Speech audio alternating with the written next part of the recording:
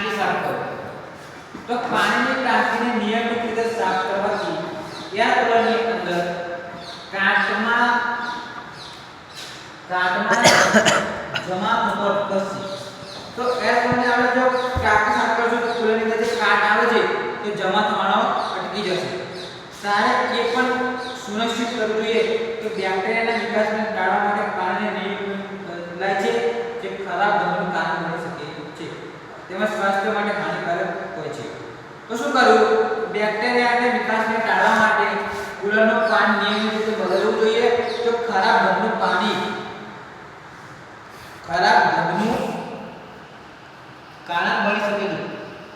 બની શકે છે જે સ્વાસ્થ્ય માટે હાનિકારક છે એર કુલરની અંદરની જગ્યા ઓછામાં ઓછી દર 3 દિવસે સાફ કરવી જોઈએ કે એર કુલરની જે અંદરની જગ્યા છે ને ઓછામાં ઓછા દર 3 દિવસે સાફ કરવી જોઈએ તમે પાણીમાં ભંગાર દ્વારા લાવવામાં આવેલ સ્કેલને સ્કેલ કરવા માટે ફિલ્ટર અથવા કુલિંગ પેરીને અવરોધિત કરવા માટે બ્રશનો ઉપયોગ કરી શકો છો જો તમે શું કરો છો પાણીમાં ભંગાર દ્વારા લાવવામાં આવેલ સ્કેલને સ્ક્રેપ કરવા અને ફિલ્ટર અથવા કુલિંગ પેડને અવરોધિત કરવા માટે બ્રશનો ઉપયોગ કરી શકો છો એકમને નુકસાન ન થાય તે માટે આ કાળજીપૂર્વક કરો નરમ કાપડ અથવા સ્પોન્જનો ઉપયોગ કરીને અંદરથી સાફ કરો તો શું કરવું એકમને નુકસાન ન થાય તે માટે નરમ કાપડ અથવા સ્પોન્જનો ઉપયોગ કરીને અંદરથી સાફ કરો એર કુલરની સફાઈમાં કઠોર રસાયણોનો ઉપયોગ કરવાનો ટાળો જો એર કુલરની સફાઈમાં કઠોર રસાયણો આવે તેનો ઉપયોગ કરવાનો આપણે ટાળવું જોઈએ તેના હળવા ડિટર્જન્ટ અને નવશેકા પાણીથી ધોયા પછી પાણી અને વિનેગરના દ્રાવણનો ઉપયોગ કરીને તેને ડીઓડરાઇઝર અને તેને સ્વચ્છ અને તાજા પાણીથી ફરીથી ધોતા પહેલા થોડા સમય રહેવા દો તો શું કરવું જોઈએ તેને હળવા અને ડિટર્જન્ટ અને નવશેકા પાણીથી ધોવું જોઈએ પછી શું કરવું પાણી અને જે વિનેગર આવે તેના દ્રાવણનો ઉપયોગ કરો અને તેને ડીઓડરાઇઝર કરો અને તેને સ્વચ્છ અથવા તાજા પાણીથી ફરીથી ધોતા પહેલા થોડો સમય રહેવા દો સ્વચ્છ પાણીની ટાંકી માત્ર એકમની અસરકારકતા અને કાર્યક્ષમતા માટે સ્વચ્છ પાણીની ખાતરી નથી કરતી પણ તમને સારી ગુણવત્તાની અંદરની હવા પણ પૂરી પાડે છે હવે જો પાણીનું સ્તર તપાસો તો આ શું છે પાણીનું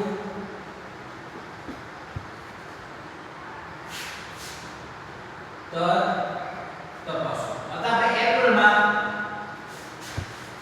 પાણીનું સ્તર તપાસો એર કુલરમાં બાષ્પીભવન દ્વારા કુદરતી ઠંડી પ્રક્રિયાનો ઉપયોગ કરે છે એર કુલર જે આવે તેમાં બાષ્પીભવન દ્વારા કુદરતી ઠંડક પ્રક્રિયાનો ઉપયોગ કરે છે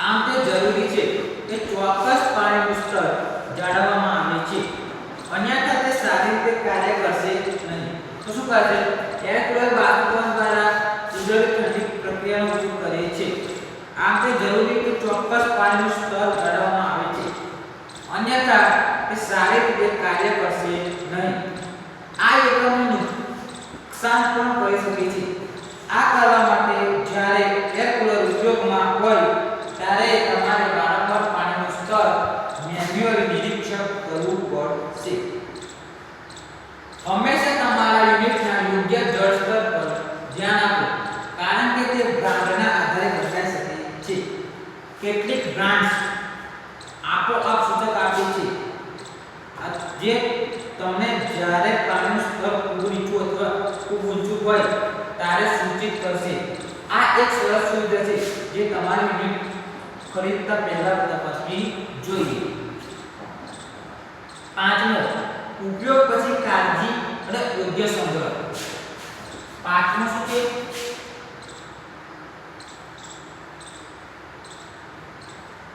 ઉપયોગ પછી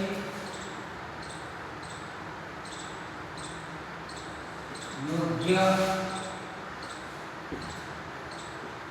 કાળજી અને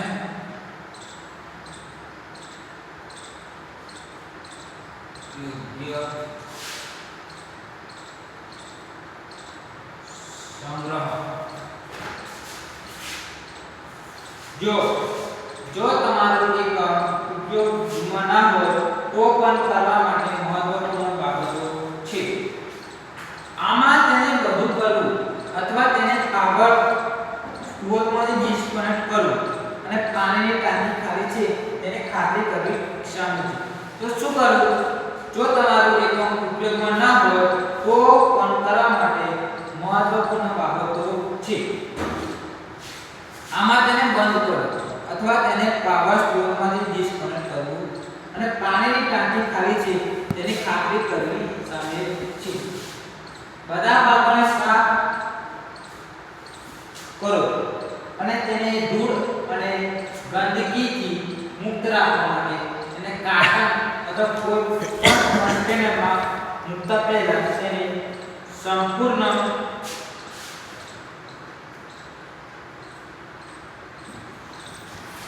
સુકવવા દો.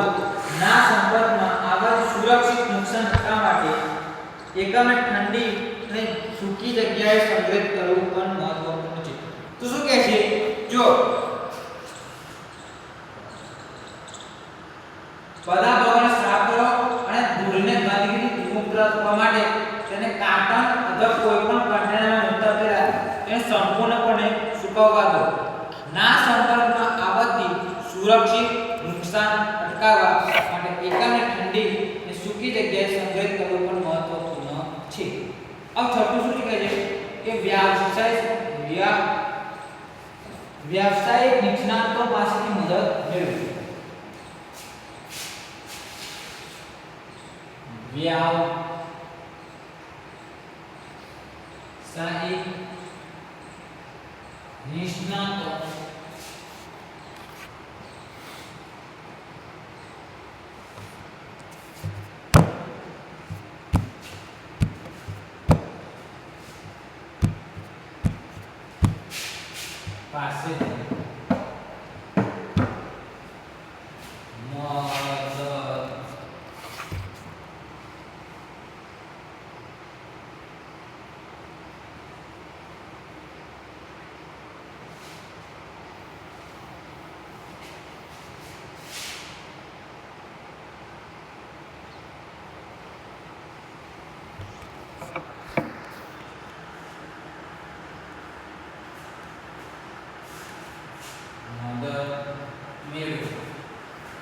व्यावसायिक निष्णातों पासेથી મદદ મેળવો.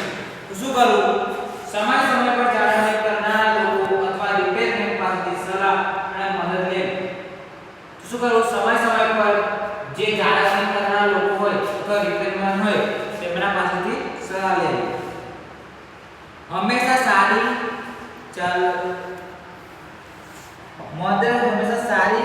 ચાલે છે તેમની સલાહ હોવાથી તમે તમારું પોતાનું નિદાન કરવાને બદલે તમારા એર કુલરની વર્તમાન સ્થિતિનું વધુ સંપૂર્ણ મૂલ્યાંકન કરી શકો છો. તો તેમની સલાહ લો છો તો તમારું પોતાનું નિદાન કરવાને બદલે તમારા એર કુલરની વર્તમાન સ્થિતિનું વધુ સંપૂર્ણ મૂલ્યાંકન કરી શકશો. હવે આપણે શું air cooler installation. Air cooler installation. તો પહેલા તો એર કુલર લાવો શું કરશો તમે? તો એર કુલરનું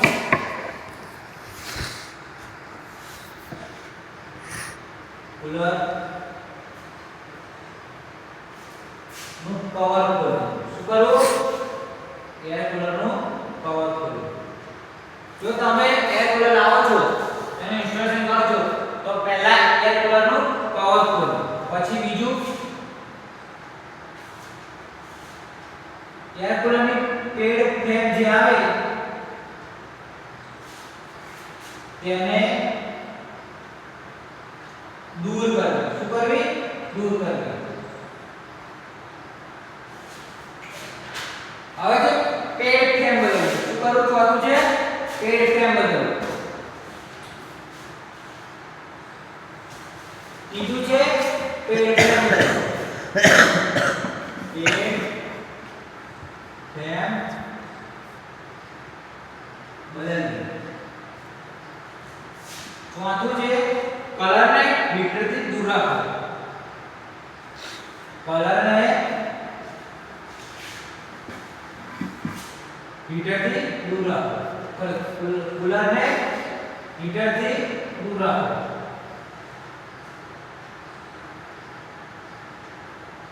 કુલર જે આવે એને હીટરથી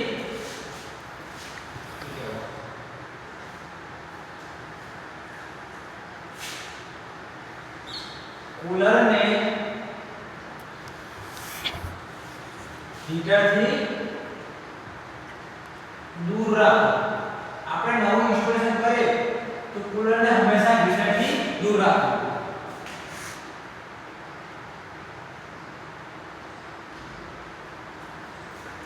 પાંચમું છે એર કુલર ઇન્સ્ટોલ કરો. જો તમે પેડ તેમને પહેલા એસેમ્બલ કરો તો કલરને હેન્ડલ અને ઇન્સ્ટોલ કરતા વધુ સરળ છે. જો તમે તેને દૂર કરો છો તો તે હંમેશા રહેશે. ખૂબ જ 24 અથવા વધુ મજબૂત મેટલ ગ્રુપ જેમનો ઉપયોગ કરો. કલરને પછી જેમ સાથે સીધા કનેક્ટ કરી શકાય છે. સાતમું છે કલર ગ્રુપ જેમને કલરથી અંદરથી કનેક્ટ કરો. સાતમું શું છે કલર ગ્રુપને કલર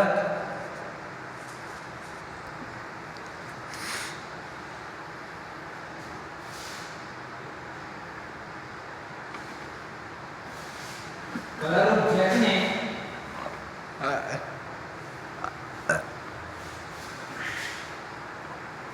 કલરથી અંદરથી કનેક્ટ કરો. અંદરથી કનેક્ટ કરો. હવે બીજું શું કરું? પાણીના સંપૂર્ણ છતની નીચે સ્ટીપ પ્રમાણે ડિઝાઇન કરવામાં આવી છે. હવે આપણે જોઈશું એર કુલરનો ઉપયોગ કરવાના પગલાઓ.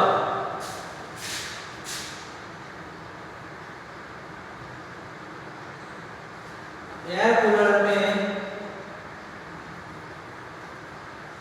ઉપયોગ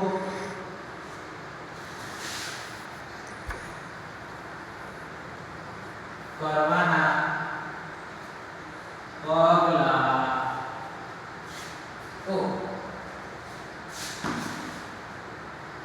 જો એર કુલરને અનબોક્સ કરો અને ખાલી કરો કે બધા ભાગો હાજર છે. શું કરવું? એર કુલરને ખોલવું અને તેને ખાતરી કરો કે બધા ભાગો હાજર છે કે નથી. પાણીની ટાંકીને સ્વચ્છ પાણીથી ભરો. એર કુલર જે પાણીની ટાંકી આવે તેને સ્વચ્છ પાણીથી ભરો. ઓવરફિલ ના કરવાની ખાતરી કરો અને ગરમ પાણીનો ઉપયોગ કરશો નહીં. જો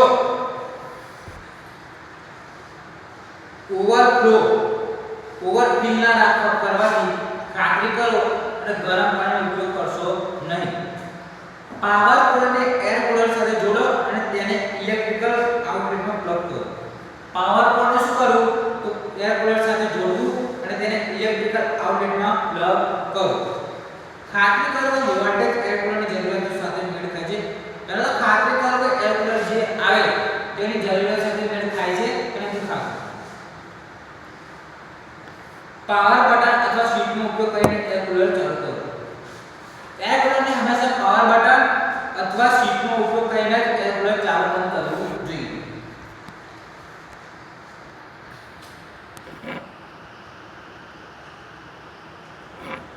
ઝડપ અને ઠંડાવાના સેટિંગ્સને ઈચ્છા મુજબ સમાયોજિત કરો. ઘણા એર કુલર્સ વિવિધ સ્પીડ સેટિંગ્સ અને કુલિંગ મોડ સાથે આવે છે. તો ઝડપ અને ઠંડકના સેટિંગ્સને ઈચ્છા મુજબ સમાયોજિત કરો. ઘણા એર કુલર વિવિધ સ્પીડ સેટિંગ અને કુલિંગ મોડ સાથે આવે છે. જો એર કુલરમાં જાહેર હોય તો તમારી પસંદગી મુજબનું ભેજનું સ્તર ગોઠવી શકો છો. તમે જે રૂમને ઠંડુ કરવા માંગો છો એમાં એર કુલર મૂકો. વેન્ટિલેશનને મહત્તમ કરવા માટે તેને ખુલ્લી બારી અથવા દરવાજા પાસે મૂકો. જો તમે જે રૂમને ઠંડુ કરવા માંગતા હોય તેને એર કુલર મૂકો. વેન્ટિલેશનને મહત્તમ કરવા માટે તેને ખુલ્લી બારી અથવા દરવાજા પાસે મૂકો. પાણીનું સ્તર નિયમિતપણે તપાસો અને જરૂરી હોય તો ટાંકીને રિફિલ પણ કરો. એર કુલર નિવારક પગલાં.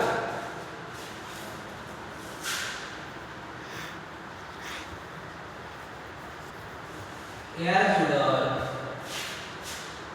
નિવારક ના પગલાં. તો શું પહેલા મોટર અને પંપ પર તેલ લગાવવું. એર કુલરની મોટર આવે અને પંપ આવે તેના પર તેલ લગાવવું જોઈએ. સ્કેનિંગ સામે પાણીની ટાંકી સાફ કરવી જોઈએ. સ્કેનિંગ જે આવે તેના સામે પાણીની ટાંકી સાફ કરવી જોઈએ. સર્વત્ર પાણીની સમાન વિતરણ માટે પાણી વિતરણ પાઇપો ચેનલોની સફાઈ. તો સર્વત્ર પાણીની સફાઈ માટે એર કુલરમાં પાણીની વિતરણની પાઇપો જે આવે તે ચેનલો આવે એને સફાઈ કરવી જોઈએ. આંતરિક વિદ્યુત માટે આંતરિક વિદ્યુત ઘટકો સાથે કોઈપણ શોર્ટ જોડાણ તપાસી રહ્યા છે. જો આંતરિક વિદ્યુત જોડાણ હોય તો તેને શોર્ટ જોડાણ તપાસી કરવા જોઈએ. સબમર્સિબલ પંપ, ઇમ્પેલર અને અન્ય ભાગોની યોગ્ય સફાઈ કરવી જોઈએ. જો સબમર્સિબલ પંપ અને ઇમ્પેલર આવે અને તેના અન્ય ભાગોની યોગ્ય સફાઈ કરવી જોઈએ. ઠંડા શરીરના આંતરિક બાહ્ય ભાગોની સફાઈ કરવી જોઈએ. ઠંડા જે શરીરના આંતરિક બાહ્યની ભાગ આવે તેની સફાઈ કરવી જોઈએ. अब કુલરમાં આપણે ખામીઓ લખવાની છે. શું કરવાનું છે? કુલરમાં ખામીઓ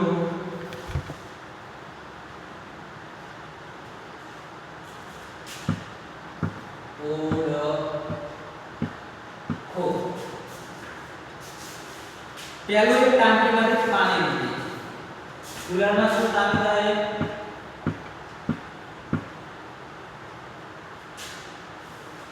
ટાંકીમાંથી પાણી લીધું. જો ટાંકીમાંથી પાણી લીકેજ થાય તો શું કરવું જોઈએ? ખરાબ પાણીની ટાંકીના પ્રાથમિક સૂચકોમાં એક ઠંડક કામગીરીમાં નોંધપાત્ર ઘટાડો છે. જો ખરાબ પાણીની ટાંકીની પ્રાથમિક સૂચકોમાં એક ઠંડક કામગીરીમાં નોંધપાત્ર ઘટાડો છે. જો તમારું એર કુલર યોગ્ય વેન્ટિલેશન અને જાળવણી છતાં સામાન્ય સ્તરનું SSH પ્રદાન કરવામાં નિષ્ફળ જાય તો પાણીની ટાંકીમાં સામાન્ય સમસ્યાને કારણે હોઈ શકે છે. તો શું થશે મિત્રો? જો તમારું એર કુલર યોગ્ય વેન્ટિલેશન અને જાળવણી છતાં સામાન્ય સ્તરનું SSH પ્રદાન કરવામાં નિષ્ફળ જાય તો તે પાણીની ટાંકીમાં સમસ્યાને કારણે થઈ શકે છે. જો આપણે પાણીની ટાંકીમાં સમસ્યા હોય તો તેના કારણે હોઈ શકે છે. ટાંકીની ખામી કુલિંગ પેડની પાણીને યોગ્ય રીતે શોષવાની ક્ષમતાને અવરોધે છે. તો શું કહે છે? ટાંકીની ખામી તો કુલિંગ પેડ આવે તો પાણીને યોગ્ય રીતે શોષવાની ક્ષમતાને અવરોધે છે. પરિણામે બાષ્પીભવન ઘટે છે અને પરિણામે ઠંડકની કાર્યક્ષમતા ઘટે છે. તો તેના કારણે શું થાય? તો બાષ્પીભવન જે થતું હોય તે ઘટી જાય છે અને ઠંડક જે થશે તેની કાર્યક્ષમતા ઘટી જાય છે. પાણીમાં ટાંકી લીક થવી એક સમસ્યાની બીજી સ્પષ્ટ નિશાની છે. પાણીની ટાંકી જે આવે તે લીક થવી સમસ્યાની બીજી સ્પષ્ટ નિશાની છે. એર કુલરમાં ખરાબ પાણીની ટાંકી અસામાન્ય અવાજોમાં પણ યોગદાન આપી શકે છે. જો એર કુલરમાંથી ખરાબ પાણીની ટાંકી અસામાન્ય અવાજોમાં પણ યોગદાન આપી શકે છે.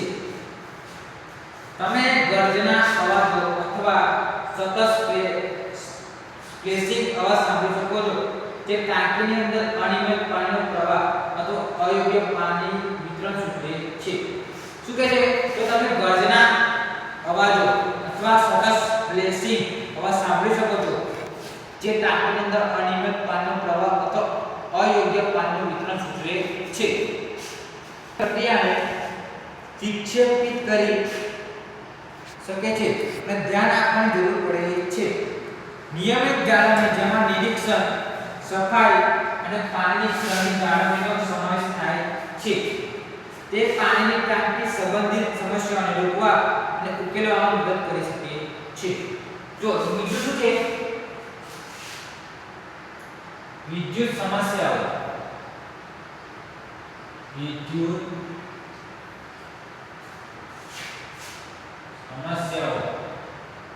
ત્રીજું છે બંધ